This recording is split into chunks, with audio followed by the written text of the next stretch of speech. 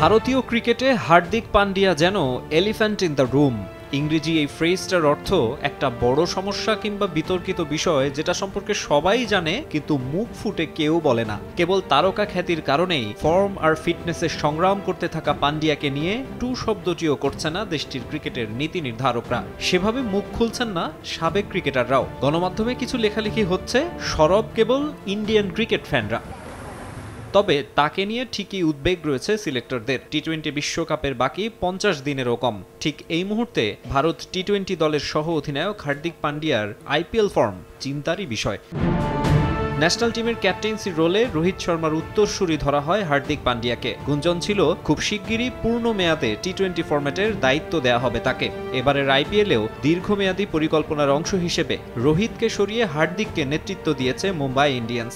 ইনজুরিতে অনেকটা সময় মাঠের বাইরে থাকা অলরাউন্ডারের লিডারশিপ অ্যাবিলিটিও এই আসরেই যাচাইয়ের লক্ষ্য বিসিসিআই এর। কিন্তু এখন পর্যন্ত রিপোর্ট কার্ড বলছে গুরুদায়িত্বে ফেইলই করেছেন পান্ডিয়া। 1-2-3 ঢাকায় জমি জিতে নিন 100% ক্যাশব্যাক সহ 20 কোটি টাকার পুরস্কার। আইপিএলের চলতি মৌসুমে 6 ম্যাচে ব্যাট হাতে রান 131, বল হাতে উইকেট মাত্র 3টি। ইম্প্যাক্টফুল পারফরমেন্স উপহার দিতে পারেননি কোনো ম্যাচেই। সবশেষ চেন্নাই সুপার কিংসের বিপক্ষে ম্যাচে পান্ডিয়ার করা ইনিংসের শেষ ওভারে 4 বলে 20 রানের ক্যামিও খেলেন মহেন্দ্র সিং ধোনি। শেষ পর্যন্ত ওই 20 রানের ব্যবধানেই হারে মুম্বাই ইন্ডিয়ান্স।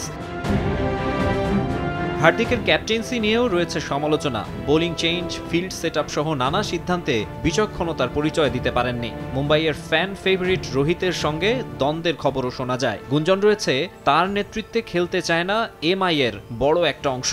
ড্রেসিং রুমে কর্তৃত্ব প্রতিষ্ঠা করতে নাকি গ্রুপিংও করেছেন পান্ডিয়া। এত সব সমালোচনার বোঝা যার মাথায়, তাকে কি আমেরিকার ফ্লাইটে ওঠাবেন অজিত আগারকারের সিলেকশন প্যানেল? টি-20 বিশ্বকাপ স্কোয়াড ঘোষণা হওয়ার কথা মে মাসের শুরুতে। শোনা যাচ্ছে 15 সদস্যের দলে জায়গা হবে না হার্দিকের। এই মুহূর্তে বিকল্পও হাতে আছে বোর্ডের। এবারের আইপিএলে রীতিমতো উঠছেন শিভাম দুবে। 6 ম্যাচে 242 রান নিয়ে সর্বোচ্চ স্কোরারদের একজন।